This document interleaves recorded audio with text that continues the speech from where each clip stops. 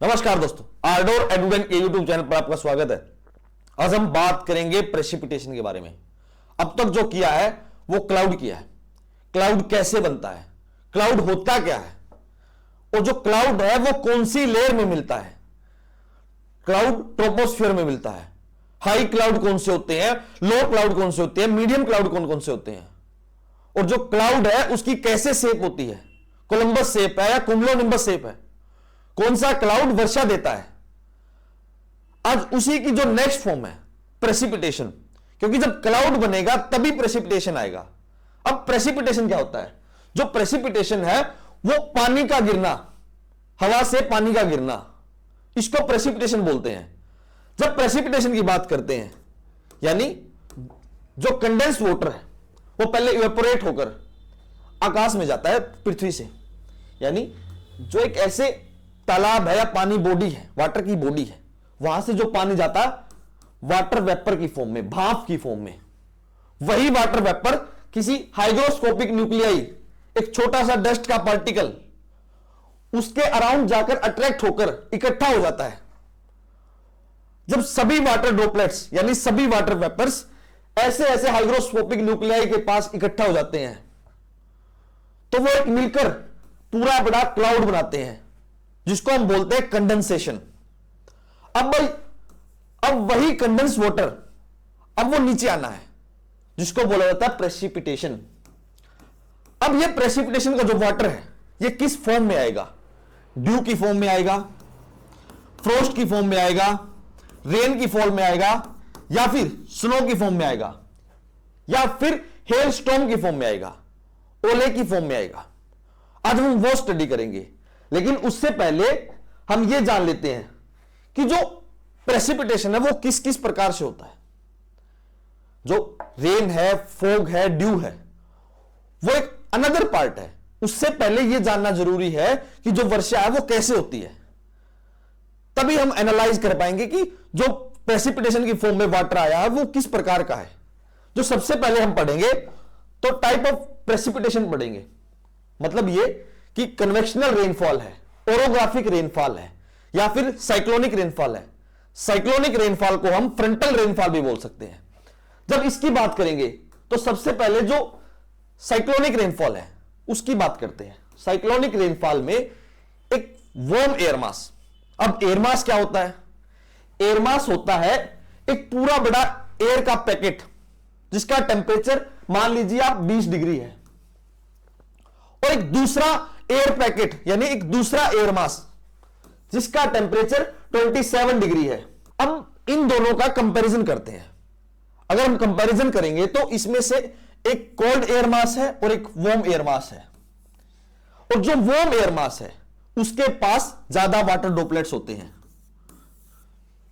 क्योंकि हवा में जो टेंडेंसी है पानी रखने की वो ज्यादा हो जाती है। जब ये जो वार्म एयर मास है कोल्ड एयर मास की तरफ चलेगा तो एक फ्रंट बनेगा, यानी एक वो लाइन जो दोनों को डिवाइड करती है। मतलब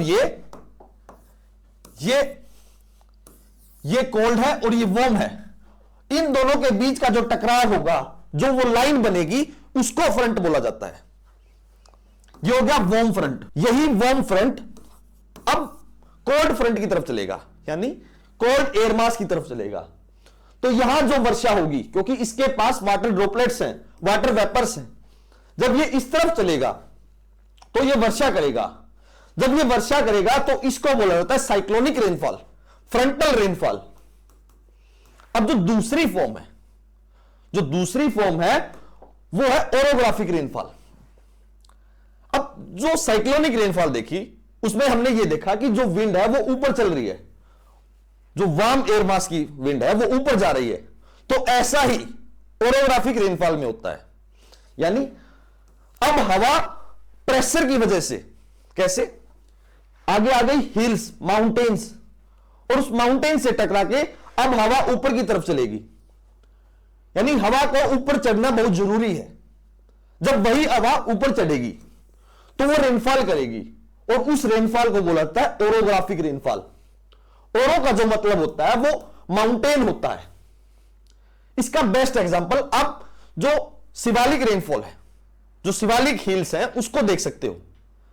यानी जब साउथ वेस्ट मॉनसून है वो हरियाणा पंजाब को क्रॉस करके जब शिवालिक जो माउंटेन्स हैं उनसे टकराती है तो वहां सबसे ज्यादा रेनफॉल होती है, और वही रेनफॉल ओरोग्राफिक रेनफॉल होती है। और जो लास्ट है, अब लास्ट क्या है उसमें, कन्वेक्शनल रेनफॉल, जो आमतौर पर देखी जाती है। कहां देखी जाती है? इक्वेटोरियल एरियाज पर, इक्वेटर के आसपास रीजन पर जो रेनफॉल देखी जाती है उसको बोला जाता है कन्वेक्शनल रेनफॉल। अब ये कन्वेक्शनल रेनफॉल कैसे होती है? मैंने आपको बताया कि जो हवा है वो ऊपर चढ़ेगी, वो ऊपर जाएगी, जैसे जैसे वो हवा ऊपर जाएगी तो वहां होगी रेनफॉल। अब कन्वेक्शनल जो रेनफॉल है उसमें हवा ऊपर कैसे जाती है, सबसे बड़ा क्वेश्चन मार्क। यानी जो हीट है वो बढ़ जाती है। अगर किसी एरिया में हीट बढ़ेगी तभी तो हवा ऊपर जाएगी, यानी यहां होगा हाई टेम्परेचर, और हाई टेम्परेचर होगा तो वहां मिलेगा आपको लो प्रेशर, क्योंकि लो प्रेशर वहां बनता है जहां हाई टेम्परेचर होता है, और हाई टेम्परेचर की वजह से सारी की सारी हवा गर्म हो जाएगी, और वही गर्म हवा अब ऊपर की तरफ चलेगी। जब वो ऊपर की तरफ चलेगी तो उसके पास होंगे वाटर ड्रॉपलेट्स। अब वही वाटर ड्रॉपलेट्स कंडेंस हो जाते हैं, और कंडेंस होने के बाद प्रेसिपिटेशन की फॉर्म में रेनफॉल करते हैं, जो आमतौर पर 4 o'clock रेनफॉल के नाम से जाना जाता है। जो कन्वेक्शनल रेनफॉल है यह हमेशा 4 o'clock रेनफॉल होती है। कैसे? क्योंकि इस रेनफॉल को हम इक्वेटर पर 4 o'clock रेनफॉल के नाम से जानते हैं, क्योंकि हर रोज 4 बजे वर्षा होती है, सिर्फ और सिर्फ हीट की वजह से। अब तक जो हमने पढ़ा है वो टाइप ऑफ प्रेसिपिटेशन पढ़ा है, जिसमें कन्वेक्शनल रेनफॉल है, ओरोग्राफिक रेनफॉल है और साइक्लोनिक रेनफॉल है। अब जो हम पढ़ेंगे वो ये पढ़ेंगे कि किस किस फॉर्म की प्रेसिपिटेशन होती है। जो प्रेसिपिटेशन की फॉर्म्स हैं वो ये है, जिसमें रेन्स है, स्नो है, स्लीट है, हेल्स है, ग्रुपल्स है। शुरुआत करते हैं रेन से। अब रेन कैसे होती है? जब हम रेन की बात करते हैं, जो बूंद गिरती है, जो पानी गिरता है, अगर उसका जो डायमीटर है अगर इससे ज्यादा है तो वो रेन कहलाती है, और इससे कम है तो वो रेन नहीं कहलाएगी, वो कहलाएगी ड्रिजल। यानी ड्रिजल और रेनफॉल में बहुत कम फर्क है, सिर्फ साइज का फर्क है। अब जो ड्रिजल होती है वो लगातार एक साथ एक मेंटेनेंस में इक्विलिब्रियम पोजीशन में वाटर गिरता है ऊपर से, उसको बोला जाता है ड्रिजल। छोटी छोटी फुहारें जिसको हम बोलते हैं। और जो रेनफॉल है उसमें पानी गिरता है, प्रॉपर बूंद गिरती है, वो मोटी भी हो सकती है, उसका जो साइज है वो ज्यादा हो सकता है। अब जो इसका नेक्स्ट फॉर्म है, यानी साइज के हिसाब से हमने जो प्रेसिपिटेशन है उसको माप लिया। एक ड्रिजल है और दूसरा है रेन। लेकिन जो इसका जो अगला फॉर्म है वो है स्नोफॉल। अब स्नोफॉल और रेनफॉल ये कैसे होंगी, ये कौन डिसाइड करेगा? इसको डिसाइड करने वाला होता है ड्यू पॉइंट। अब ये ड्यू पॉइंट क्या है? जो ड्यू पॉइंट है वो एक ऐसा टेम्परेचर है जो डिसाइड करेगा या स्नोफॉल होगी या रेन होगा। वो कैसे?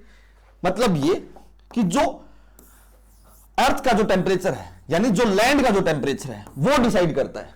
मान लीजिए ऊपर से प्रेसिपिटेशन आना शुरू हो चुका है, जो कंडेंस वाटर है अब वो प्रेसिपिटेशन की फॉर्म में नीचे आ रहा है।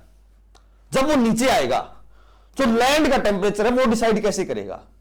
मान लीजिए अगर फ्रीजिंग पॉइंट से ज्यादा टेम्परेचर है, यानी जो लैंड का जो टेम्परेचर है वो 0 डिग्री से ज्यादा है, यानी 2 डिग्री है, 4 डिग्री है, 6 डिग्री है, कुछ भी लगा लो, जो बूंद आएगी, जो प्रेसिपिटेशन की फॉर्म में वाटर आएगा वो आएगी रेन या फिर ड्रिजल आएगा। If the temperature less than due point से कम टेम्परेचर है तो वहां रेन नहीं आएगी, वहां आएगी स्नो। इसका example hilly areas, Kashmir, Shimla. क्यों? क्योंकि वहां जो ड्यू पॉइंट है वो 0 से कम है, यानी माइनस में है। तो माइनस में होगा तो जो वाटर आ रहा है वो फ्रीज हो जाएगा। जब वही वाटर फ्रीज हो जाएगा तो वो स्नोफॉल करेगा, इसको बोला जाता है स्नोफॉल। अब जो नेक्स्ट है इसका ही, क्योंकि इससे आगे जो प्रेसिपिटेशन की फॉर्म है वो पढ़ेंगे, स्लीट। अब स्लीट क्या होता है? अब पानी भी आ रहा है और साथ में ओले भी आ रहे हैं। एक हेल स्टॉर्म्स होता है, सिर्फ ओलों का ना, सिर्फ ओले गिरते हैं, लेकिन कई बार तो रेन भी आती है और साथ में ओले आते हैं। अब ये क्या डिफरेंस है, और इसका जो डिफरेंस है वो किस बेस पर मापा जाता है? जो स्लीट है वो ओलों के साथ वर्षा आती है। अब ओले कैसे बनते हैं? ओले बनने की एक फॉर्म है। कैसे?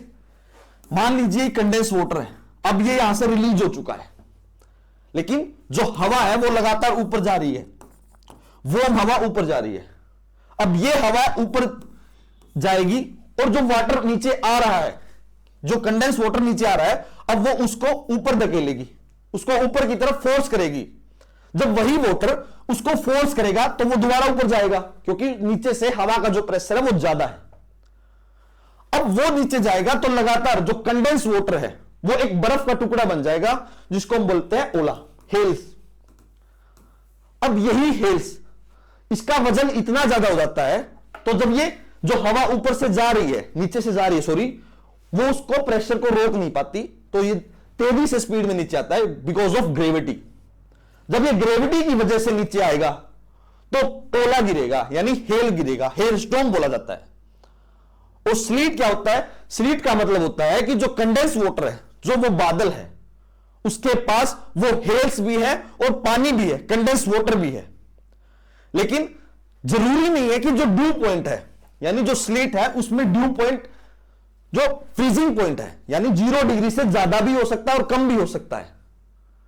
लेकिन जो कॉमन केस है, कॉमन केस में आपको ड्यू पॉइंट 0 पॉइंट से ज्यादा मिलेगा, यानी 2 डिग्री, 4 डिग्री, 6 डिग्री। तो नेक्स्ट है फ्रीजिंग रेन। अब ये फ्रीजिंग रेन क्या होती है? ये उसी का एक नेक्स्ट फॉर्म है। स्नोफॉल से पहले, स्नोफॉल से पहले कैसे कह सकते हैं आप, यानी ऊपर से पानी आया, प्रेसिपिटेशन की फॉर्म में वाटर आ रहा है, लेकिन एकदम से इतनी तेज हवा आ गई और वही तेज हवा उस रेन वाटर को एक स्लीट की फॉर्म में बदल देती है, स्नो की फॉर्म में बदल देती है।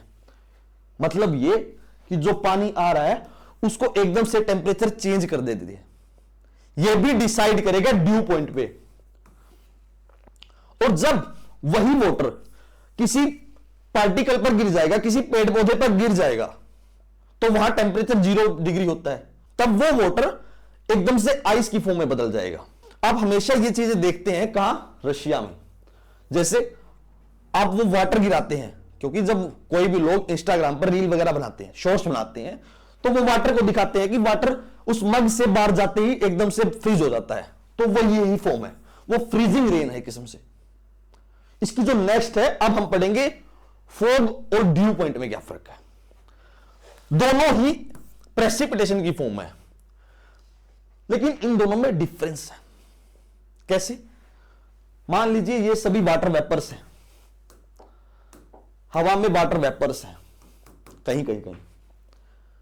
जब जो लैंड का जो टेम्परेचर है वो कोल्ड हो जाए, और वो कोल्ड कैसे होगा? जब जो रेडिएशन है वो बाहर जाएंगी, वापस जाएंगी। अक्सर ये जो चीजें हैं, ड्यू जो है, वो आपको विंटर्स में देखी जाती है, विंटर में ओस गिरती है। जब लैंड का टेम्परेचर कम होगा तो जो ये वाटर वेपर्स हैं ये धरती पर आना शुरू कर देते हैं। जब वो पानी की बूंदें किसी भी ऑब्जेक्ट या प्लांट पर गिरती हैं तो वो एकदम से गैस की फॉर्म से एकदम से वाटर वेपर्स की फॉर्म में बदल जाता है, सॉरी वाटर की फॉर्म में बदल जाता है, बूंद की फॉर्म में बदल जाता है। यानी एक पत्ता है मान लीजिए आप किसी भी प्लांट का, तो वहां वाटर वेपर्स गिरे हुए हैं, और जो प्लांट्स है उसका टेम्परेचर बहुत लो है, और वो लो टेम्परेचर उन वाटर वेपर्स को एकदम से अपने ऊपर बैठाकर उनको पानी की बूंद में बदल देता है, जिसको बोला जाता है ड्यू पॉइंट, सॉरी उसको बोला जाता है ड्यू। अब जो नेक्स्ट है फोग। फोग एक किस्म से वाटर वेपर्स ही है। जब टेम्परेचर बहुत ज्यादा कम हो जाता है तो वही फोग हवा में लहराते आपको दिखते हैं, जो विंटर में विजिबिलिटी कम होती है वो फॉग के कारण होती है। अब आप बोलोगे जो फॉग है और स्मोक है उन दोनों में क्या डिफरेंस है? फॉग होता है सिंपल प्रेसिपिटेशन की फॉर्म होती है, जब वाटर वेपर्स एकदम से कोल्ड हो जाएं, यानी एकदम से बर्फ की तरह आपको दिखने लग जाए। और स्मोक होता है, जो स्मोक है वो फॉग प्लस स्मोक, धुआं और जो फॉग है वो दोनों मिल जाते हैं। आप सभी ने सुना होगा पर्टिकुलेट मैटर 2.5 PM 2.5, यानी ये भी एक तरीके का स्मोक है। और जब ये स्मोक इस फॉग के साथ मिल जाता है तो वो स्मोक बना लेता है, क्योंकि जो टेम्परेचर है वो लो होता है। जब ये धुआं इस फॉग के साथ मिलता है तो स्मोक बनता है, और वही स्मोक हम जब सांस लेते हैं तो हमारे अंदर जाता है, जिससे लंग्स इंफेक्शन होता है। और कई बार देखने को मिलता है, जो दिल्ली का जो रीजन है वहां आपको लंग्स कैंसर देखने को मिल जाती है। ये जो पढ़ा है हमने, ये पढ़ा है प्रेसिपिटेशन की फॉर्म्स। अब जो इससे नेक्स्ट टॉपिक होगा क्लाउड सीडिंग, आर्टिफिशियल रेनफॉल। अब आर्टिफिशियल रेनफॉल क्या होता है? जब हम आर्टिफिशियल रेनफॉल की बात करते हैं वो यही बता देते हैं। हमने क्लाउड के जो चैप्टर में उसमें पढ़ा था हाइग्रोस्कोपिक न्यूक्लियाई। वो हाइग्रोस्कोपिक न्यूक्लियाई जब सभी वाटर ड्रॉपलेट्स को अपने साथ इकट्ठा कर लेता है और वो एक क्लाउड जब बनाता है तो उसके ऊपर आर्टिफिशियल रेन इस प्रकार करी जाती है, यानी जो हाइग्रोस्कोपिक न्यूक्लियाई है वो छोटे छोटे डस्ट के पार्टिकल उस बादल के ऊपर, उस क्लाउड के ऊपर छोड़ दिए जाते हैं, जिससे ये जो कंडेंस वाटर है ये आपस में बट जाता है। यानी जो हाइग्रोस्कोपिक न्यूक्लियाई है वो ज्यादा हो जाते हैं, और वो जब ज्यादा होंगे तो ये वाटर रिलीज कर देगा। जब ये वाटर रिलीज करेगा तो एकदम से रेनफॉल होगी, प्रेसिपिटेशन की फॉर्म में रेनफॉल होगी, जिसको हम बोलते हैं आर्टिफिशियल रेनफॉल। आर्टिफिशियल रेनफॉल इसलिए बोलते हैं क्योंकि हमने एक नेचुरल तरीके से रेनफॉल नहीं करवाई, हमने धक्के से रेनफॉल करवाई है। और जो टाइम टेकिंग प्रोसेस है दूसरा, और कॉस्टली भी है, और इसके साइड इफेक्ट भी है। अगर बाद में रिजल्ट देखोगे तो PM 2.5 और PM 10 आवाम में एकदम से बढ़ जाते हैं, जिसकी वजह से बहुत सारे जो इफेक्ट्स हैं वो देखने को मिलते हैं। आज जो हमने पढ़ा है वो प्रेसिपिटेशन पढ़ा है। That's all for today. Thank you very much and please subscribe to our door, क्योंकि हमारे 90% व्यूज हैं वो नॉन सब्सक्राइबर्स हैं। अगर आप हमें सब्सक्राइब करोगे तो हमें बहुत सारा सपोर्ट मिलेगा। थैंक्स टू ऑल, धन्यवाद।